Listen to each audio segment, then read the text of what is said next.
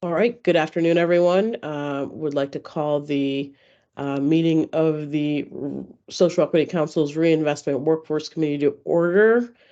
Quick roll call. Corey Betts.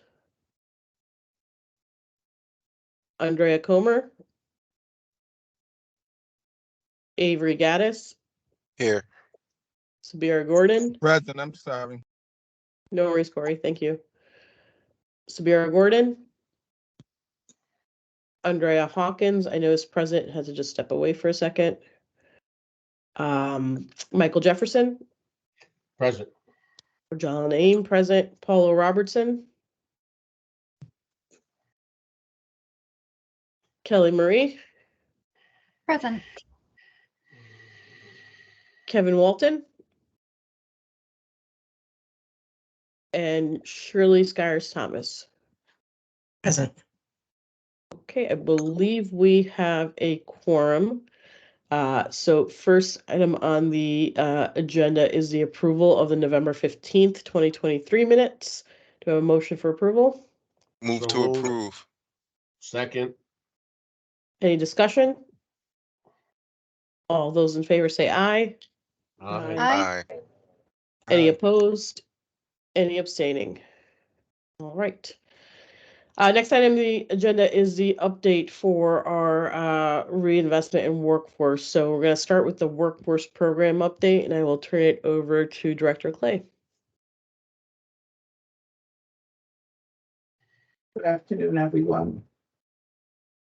So I just wanted to update you on something that I'm working on with Oaksterdam University, and that is a entry-level cannabis workforce training program. So we had to actually stop the kind of the finalizing of the program because we have to extend the contract with Oaksterdam University. So I was hoping that by this meeting that the contract would be in place and I'd have more to update you on, but it is still in the works. So I don't have more than identifying that we have identified a program for DIA residents, which will be sort of self-paced on entry-level cannabis, which would give them a certificate. We are working on doing some in-person work to provide some technical help and assistance for individuals, but it would result in a certificate that those folks could take into cannabis companies that are hiring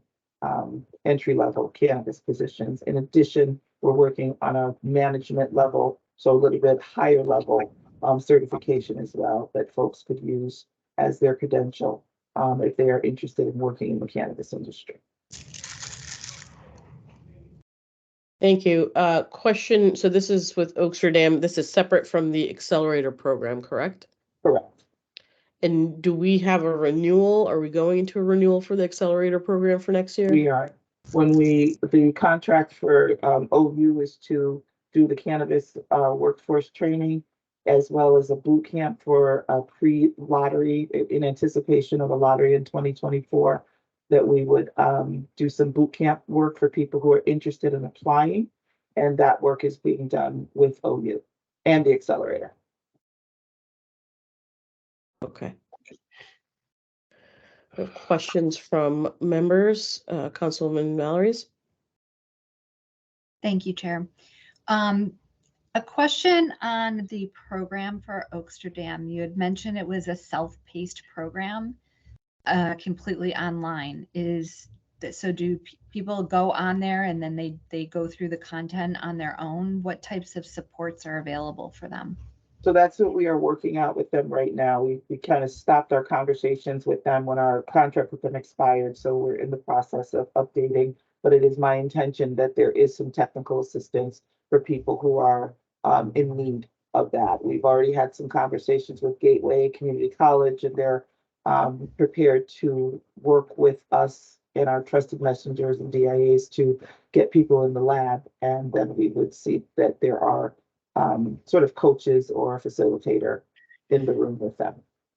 Okay, I think that's vital to any programs that do not have, that are self-paced with no supports, are overall fail the participants. There is a very specific kind of recipe to make sure that they have the supports that they need to overcome not only the barriers to being able to take the job training program, but needing a coach to help them through components of that program that they don't understand and connecting them to other students who are going through that program. The cohort model is very important to the successful outcomes of those programs. So I want to just make sure that we're building programs that are going to meaningfully fulfill the requirements of what we're trying to accomplish and get people into jobs. The other component of meaningful workforce programs is to make sure that they're connected to employers and that employers know that these programs are going on, what is the content of the program, and making sure that they actually are going to hire people who complete the program when they complete it. So that work connecting employers to it is also vital for the success of the program. We really don't want to put people in a program without the opportunity of a job waiting for them at the completion of the program. Thank you. Further questions for Director Clay?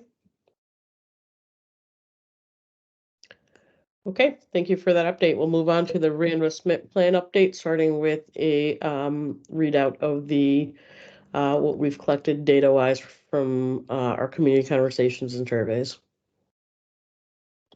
So would you like me to? Yes, please. So I did send to everyone the results of our survey. So you all have that information. I don't know if you have any questions around that, but as we receive this information from the community conversations and other sources, so you have in the document that I sent you, there is a data and information gathered section. So we had 16 community conversations. Those conversations took place in Waterbury, New Haven, and Hartford. And we had 663 responses to the survey. And you have the results of those surveys. And then we utilized information from early on. We used information from the Yukon study, which allowed us to know that we would be using for our work, we would be using poverty rate and conviction rate for DIA verification and applicant verification, and also where we would be looking to reinvest our funds. In addition, we received some feedback from council members. We didn't get all of the council members yet, so I would still be asking those that have not connected with me and thanking those that did connect with myself and Vera for your feedback. So we did use the information that we received from the council members. And then the Social Equity Council was required to put together a cannabis conviction and arrest data report that was sent over to the governor. We used some information from that, and you all also received a copy of that report. The town equity profiles that goes over kind of the demographics of each of the DIAs. So we have 36 DIAs. So we pulled the town profiles for all 6 of those towns and verified information like poverty rate and homeless rate and graduation rates and other demographic information that those reports provide. And then we also heard the ALICE. We had a presentation on the ALICE report. And the ALICE report is Asset Limited Income Constraints and Employment Report. And that report actually confirmed much of the information that we received during the surveys or from the surveys, and also from community conversations, and then just some of the general comments made by members of the council as well. So we didn't find that the data from ALICE was much different than what we already know about the needs of the DIAs and data given to us and collected during our research. Thank you. I know yesterday you shared out the summary of the survey. Do you have highlights from the community conversations yet? We do have, and I thought I had on this document that I posted some highlights from the conversations, and I think I pulled the wrong one. But I will ask Vera, who worked with me, and I want to put you on the spot, Vera, but you and Arlene both attended almost every single conversation, and you and I went over a piece. So if you could just highlight the community conversations, that would be helpful, since I don't have the right document in front of me. Overwhelmingly, we saw consistently uh, that family and youth was important to the community. Programs for the youth, they don't have anything to do after school and on weekends, and places to go in the communities. Not every community has a place that is easily reachable for the youth for programs. Childcare was a highlight that we constantly heard. 24-hour childcare and assistance with childcare, because as you know, some of the federal programs that were helping to assist families with the cost of childcare are being terminated, and people are struggling to pay for childcare. Um, employment, not just for the adults, but also, and the reentry individuals, but also for the youth. The youth are interested in having employment work study programs and summer employment programs. We also economic development was a highlight for every community, revitalizing the small businesses in the neighborhood. The businesses that they have in the neighborhood are perpetually consistent most of the time with the same types of businesses. They want to see a variety of retail opportunities and not to have food deserts. Food insecurity is an issue in a lot of the DIA communities. So, and in addition to the economic development, to include youth in those economic development opportunities, they want to have the virtual side hustle. They want to have employment and to grow and to learn entrepreneurship. So they're interested in things like graphic arts and, cosmetology, recording studios, just to name a list. They're interested in STEAM opportunities. They want to be involved. Like this group of youth now, they have a plethora of ideas. They're very creative people, and they want to be able to express themselves and have opportunities within their communities. Um, those are just a few of the lists that came out of home ownership. Not affordable home ownership, but because what's affordable to us may not be affordable to someone else. And affordability is independent of individuals. So they don't want affordable home ownership. They don't want affordable housing. They want home ownership, and they want it to be within reach of their incomes. They want financial literacy in their communities. They want assistance with financial literacy, not just improving credit, but building credit. Also learning about retirement plans. We found that the reentry individuals are very much concerned about their retirement, because while they're incarcerated, they can't build into Social Security. So they don't have retirement when they re-enter the community. So they're thinking about immediately becoming entrepreneurs so they can build retirement faster. So those are just a few of the opportunities that came out from the community, and the community overwhelmingly said they want to have more conversations. They want to continue the conversations. Thank you so much. That's super helpful. I'm assuming the organizations that we contracted with will be providing their own sort of reports. Is that correct? They are providing reports. Okay. Yep. Do we have a sense of when those will be ready? They're just about ready. Okay. We're just like finishing them, collecting them this week, reviewing them. Okay. I believe Arlene is on the last one of the Okay. three organizations. And then you will share those with the council. We will. Okay. And most of the information, again, is embedded in the document that you have, that I sent to you. So, the conversations, but we will be providing the Yeah, separate. I think individual it's helpful transcripts. to be able to see kind of here's what we heard and then here's how it's reflected. Mhm. So it'll be important that this council has a understanding of kind of what's coming out of those conversations. So thank you for that. So those are the community conversations, and then you sent out the survey, which we saw the report and feedback on.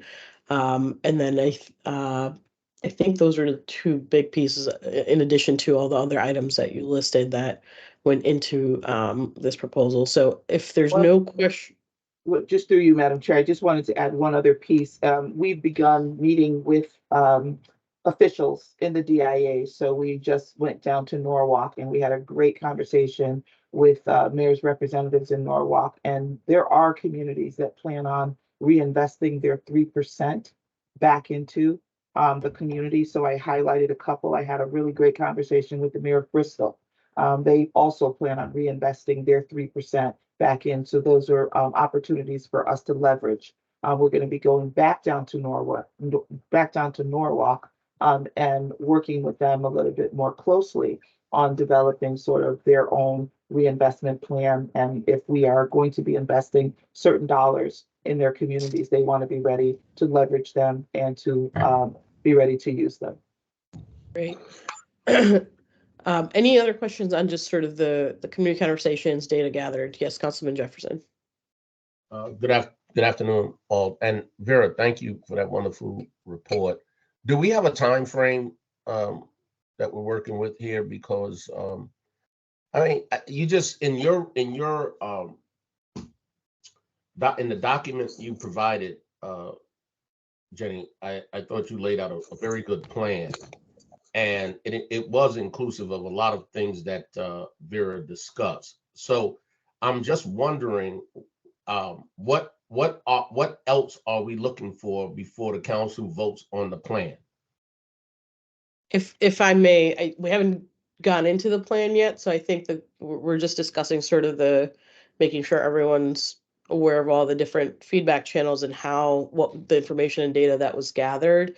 I would like Director Clay to go through the plan, but per the timeline that we discussed last meeting, Director Clay is presenting us sort of a draft of the plan, getting feedback on the plan in this meeting, coming back with the final version in January to then bring to the council for a vote in February. Is that correct, Director Clay? Yes. Okay, thank you. I'm a little ahead of myself. Appreciate it. Thank you. Yeah. Okay, any other questions on, again, just the kind of community conversations, feedback gathered, what we've heard from the community? And I'm looking forward to those reports too. I think those will be helpful, but not just for this round, but as we plan strategically for future as well. Okay, with that, Director Clay, would you like to walk us through the proposal for reinvestment? Okay. So, do you want me just to get into the sort of the 3-phase, or do you want me to talk a little bit about partners and the DIAs? Or how I would you like think me? it would be helpful to maybe start with sort of your high level thinking on the 3 phases, to kind of why the 3 different phases and how you're thinking of splitting them out, and then we can go into the details. Okay. So our 3-phase spending plan, and I think there's only kind of 3 ways that we can split this money up. So it's through programs, and the programs that we've discussed, programs that investing in people in the communities and uplifting people in the communities who have been affected by the war on drugs. The other area is community reinvestment, and it's actually not the people, but it's the places. So home ownership, that we talked about that. We talked about green space. We talked about and again collected data on green space, opportunities for amenities, shelters and food co-ops, grocery stores that don't exist in these communities right now. So that's the second phase of the funding. And then the third phase would be cannabis workforce development and workforce development in general. Remember, Valerie and I had some conversation about folks that are not going to go into the cannabis industry, but still want to do job training in other areas. Sort of wrap it in here a little bit with the folks that want to start their own business. But we also need to take into consideration that there are people who can't start their own business, who won't get into the cannabis industry. So we still need to create a stream of funding for those folks to be able to be trained for jobs, as funds are limited in the work that she is doing on the Career Connect, which is, I think, is the main program right now being used by the state. So funds are limited, and I think there's a pipeline, but we do have funding that we can actually focus on folks in the DIA. So that's an opportunity for reinvestment. So those are the three phases: programs, community reinvestment, and workforce development.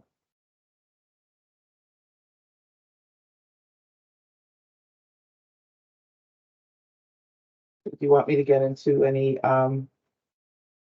into details of that, or did anyone have questions with information that's been provided, sent out to you? I think I'd to start by asking council members if they have any questions, comments, reactions to those three buckets as how we're thinking about reinvestment.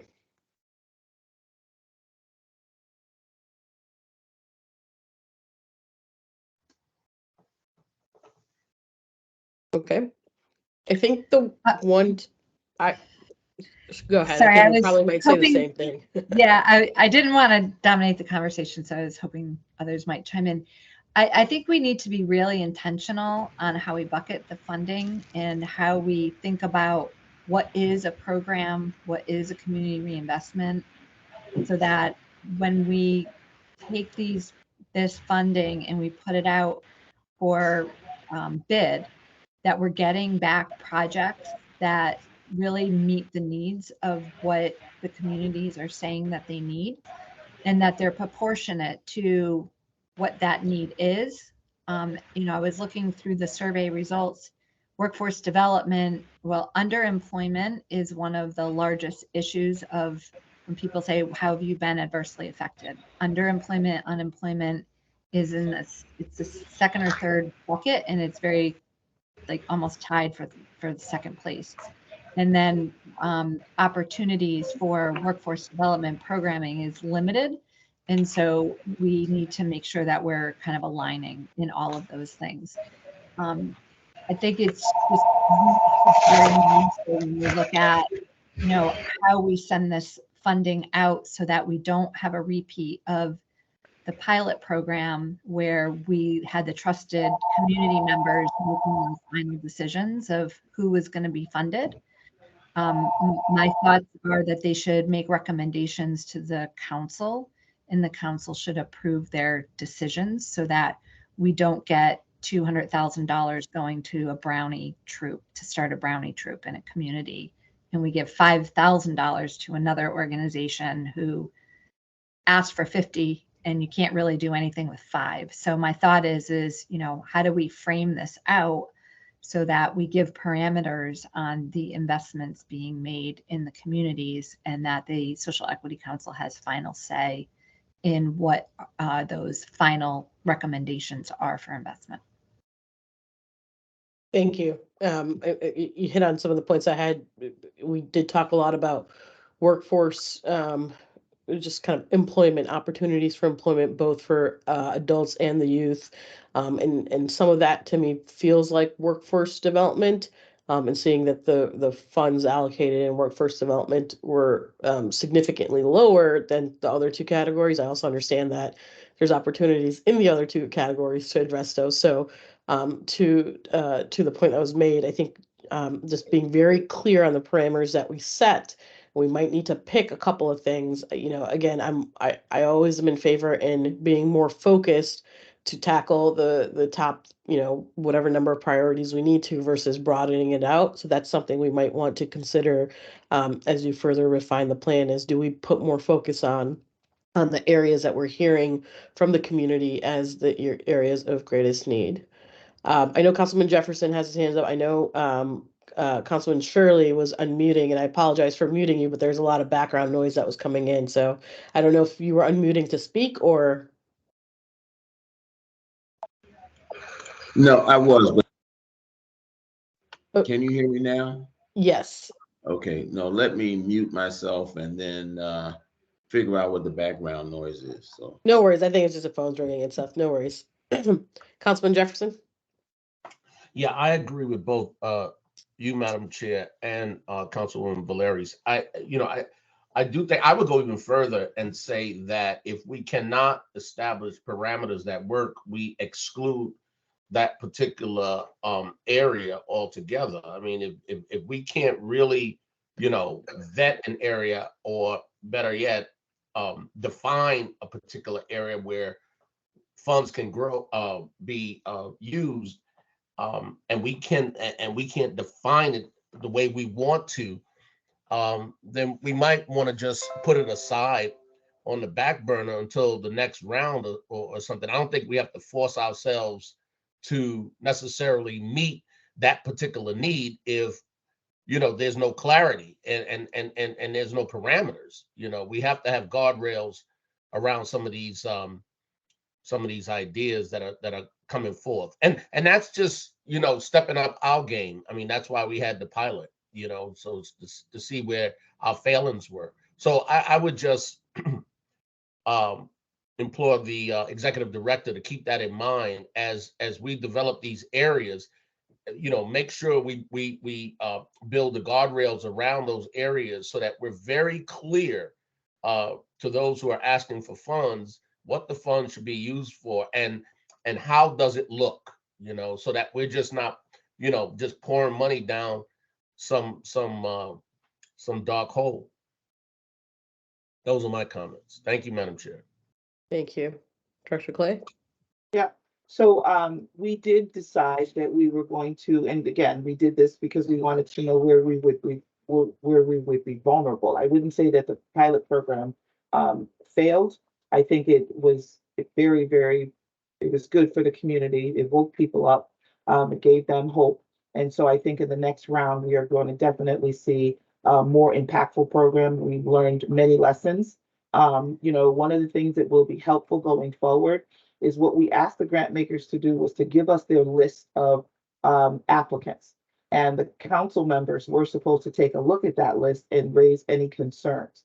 I did not get feedback from council members on the concerns, or that people did not share concerns with me. So it's going to be very important going forward that if you guys want to have a say in this and we don't have those kind of hiccups. We caught a lot of things and we stopped a lot of things. But we did say to them that we would leave the final decision up to the community, and that's what we got. So so we will, we already know one application. We know that, like I said, I've gone over with many of you what those things are, and we are putting things in place, measures in place. We're going to be looking at the criteria for who can apply. So, like I said, based on lessons learned and best practices, we are prepared to tighten up the criteria and to have a little bit more control over the final decisions. That is our recommendation. But through you, Madam Chair, I just for clarification purposes, Madam Executive Director, I did not call the pilot program a failure. I said the failings. Yeah, that's what I mean. Whatever failings we had Correct. during the pilot program. Yes, I wasn't saying you called it fail. It was some vulnerabilities that we had that we didn't know would happen. Thank you. Thank you. Councilman Shirley? Thank you, Madam Chair. I know at one point the committee talked about the need to match the funding requests to the funding availability now. So, and what was talked about, as I recall, was that we have a certain amount of funding now, which is rather significant compared to what it is likely to be in the future, and in terms of amounts. So I know right now we have about 34 to 36, I'm hearing, and that's not likely to repeat itself going forward. And so I'd like to hear a little bit about how we intend to address the needs of communities based, and how that will fit what we are discussing in terms of what we have now, what we'll have going forward, that pattern, which was discussed, as I recall. Have I made myself clear, or is that not clear enough?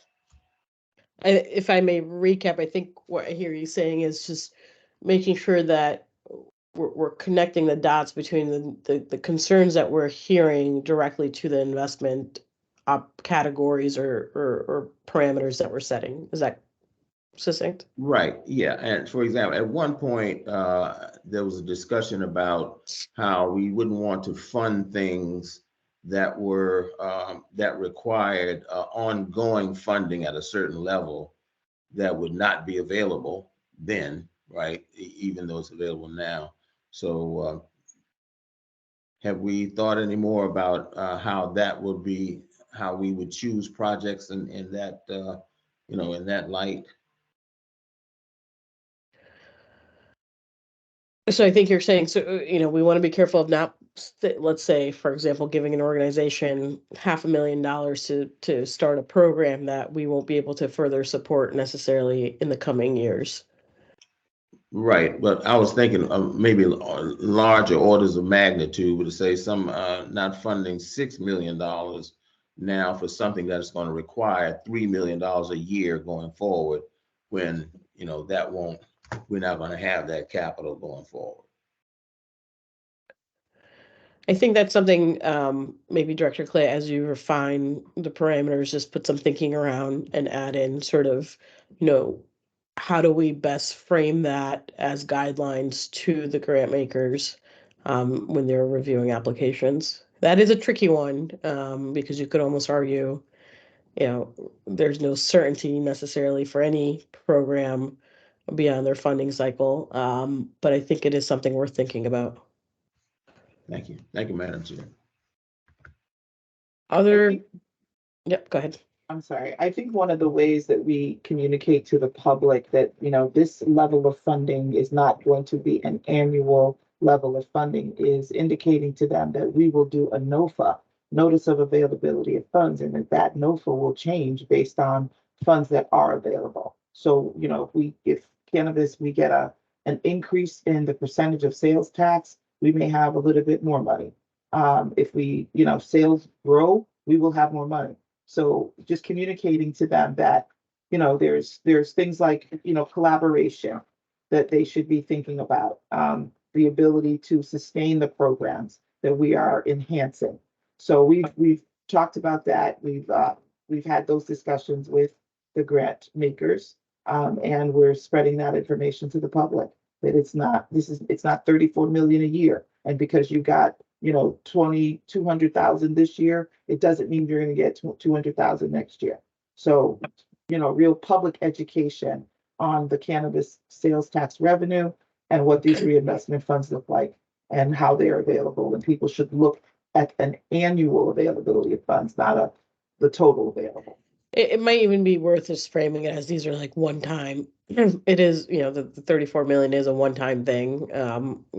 I don't expect us to have that again next year. And so maybe framing it that way would be helpful. Other questions, comments on the criteria of the 3 phases? I have one sort of takeaway based on the feedback I'm hearing from council members, and just looking at the descriptions.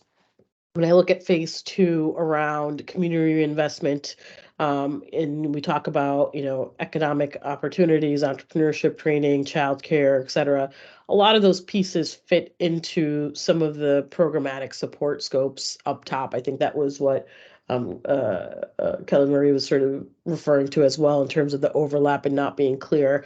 I'm almost wondering if we think about, instead of splitting it up, in the buckets that you have it in, where phase 1 is going, chunks of money into each of the DIAs, and phase 2 is up for us to decide where we want to invest based on the programmatic needs. Maybe there are statewide programs that we're investing in, to think about, of those categories, because I think all the categories overlap. Which ones do we really think are going to be more based on the individual DIAs and really tighten them up? So there's a lot packed in there right now. I think based on the feedback we've collected from the surveys and from the community conversations, maybe tightening up that scope and taking out things that we're not hearing about. Not that there's a lot of that, but there is some of that we could probably clean up a bit.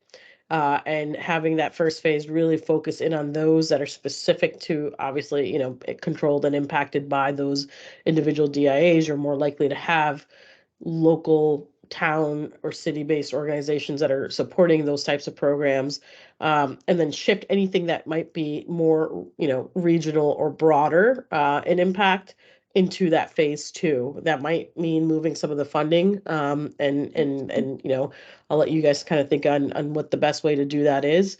But I agree that we do want to be careful on going too broad, making sure we're focusing on the things that, as Councilman Shirley was saying, responding to the needs that we're hearing from the feedback that we're gathering, and also making it easier for us to be able to assess, like, hey, here's the things that we're focusing on, right? Here's the top 5 things that we heard and the top 5 areas that we're going to focus in on based on what we've heard, and that's really where we're going to tailor the needs. So I don't know if anyone has any thoughts contrary to that, but that I'm thinking maybe as you kind of update this and make more changes to it ahead of January, that might be a better way of pushing it forward. Councilman Jefferson? Yeah, I don't know if I would say it's contrary to what you have articulated, Madam Chair.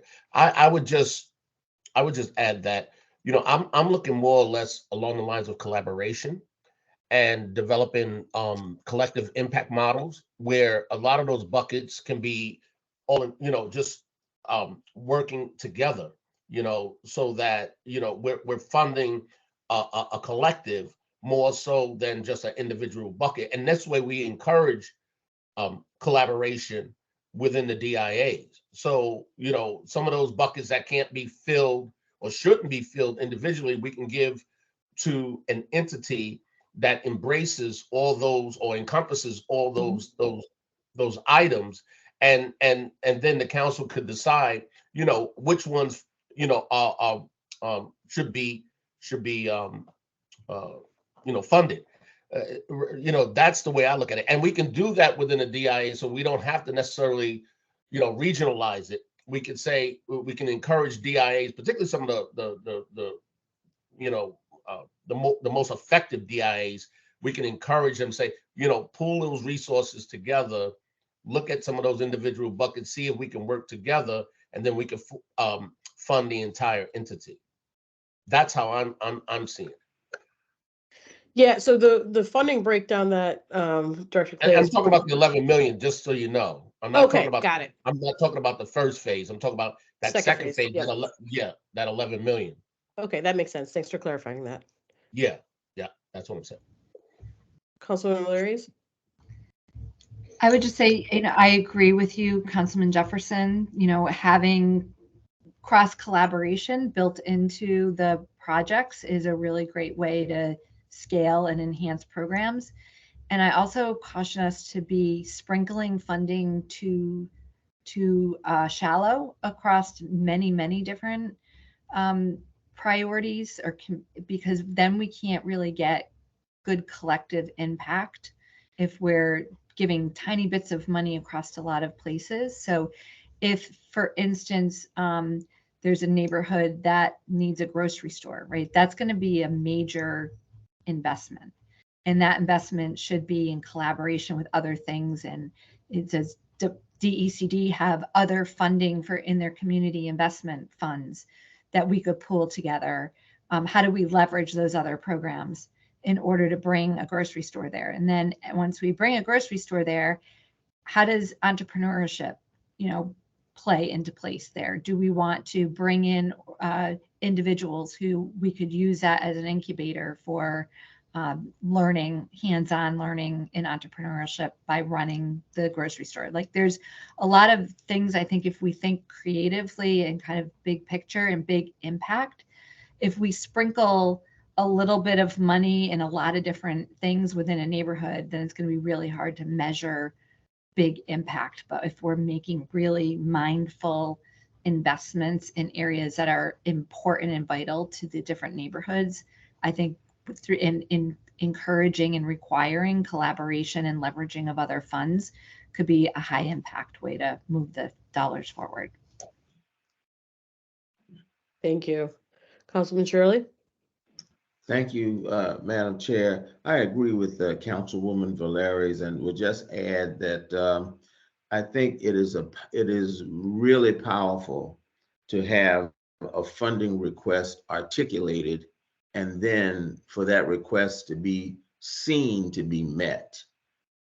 that is that is a really powerful message to send to the communities that in the past at least feel ignored, and in many cases they've been ignored. So I think this is a great opportunity for us, for the Social Equity Council, to really make the state shine and look good by listening to what the community wants and then turning around and funding it. That would be really impactful, whatever it is. Thank you so much. Further questions, comments? Councilman Hawkins. Hi, so I've been sort of in listening mode because I'm more of a how are we going to do it kind of a person. So it's to me, it's very conceptual right now in terms of that. And I think I'll be able to ask more intelligent questions once it feel like is a little kind of more defined, I guess. But what I would say is I want to make sure that whatever we do is tied back to the data that we did get through some of the community conversations. So even in terms of like our investment, if the majority of the comments that we heard were centered around, you know, childcare, for example, that when we look at our allocation of funding, that it lines up that way. Because I think to the point that many of you have already said is we do want to be able to see and describe the impact as opposed to sort of having this peanut butter spread that you can't feel it because it's just so many small things that aren't connected to bigger things. So I think I really would love to make sure that the data supports the decisions that we make. Thank you. Any other questions, comments from members? Okay, so Director Clay, I think you've captured plenty of feedback in terms of kind of draft revisions. And if there's anything else you need from us, please do reach out ahead of our January committee meeting. Yeah, and that will be the January reinvestment, not the January council meeting. Correct. That's correct. Yes. I felt nervous there for a second. No. Okay. Moving on. Third item was pre-lottery. Director Clay. Yes, so I also wanted to just update you on, again, more work that we're doing. We understand that there is most likely going to be a lottery in 2024. And so we are beginning to put together a plan to reach out to DIAs and the residents of the DIAs to help them understand the lottery, help them understand the criteria, collection of data. So people that want to apply for the lottery this time will have ample knowledge and opportunity and support to do that. In the first round of the lottery, we weren't really in place to provide that, although we did provide many technical assistance webinars. I think at this point we have some time to go out and be in the community and interact with individuals and organizations and collective. I'm already scheduled in February to be in New Haven to discuss criteria and social equity and the lottery, kind of the lottery process. So we'll be working very closely with Department of Consumer Protection and Oaksterdam and Resnick on education pieces.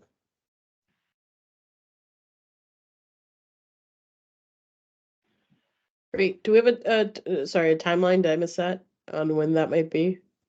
We don't have any information or details on the lottery. We just expect that there will be one. Thank you. Any questions from council members? Okay. If not, we'll move on to last time on the agenda. Anything for the good of the order? I think we're making great progress. Let's keep up the good work and continue moving forward. Thank you, Madam Chair. Thank you. If not, I'll entertain a motion to adjourn. So move. Second, Corey. Happy holidays. Be safe. Happy Happy holidays, holidays. everyone. Happy Holidays. holidays, Happy everyone. holidays. All right, take care. Bye. Bye. Thank you.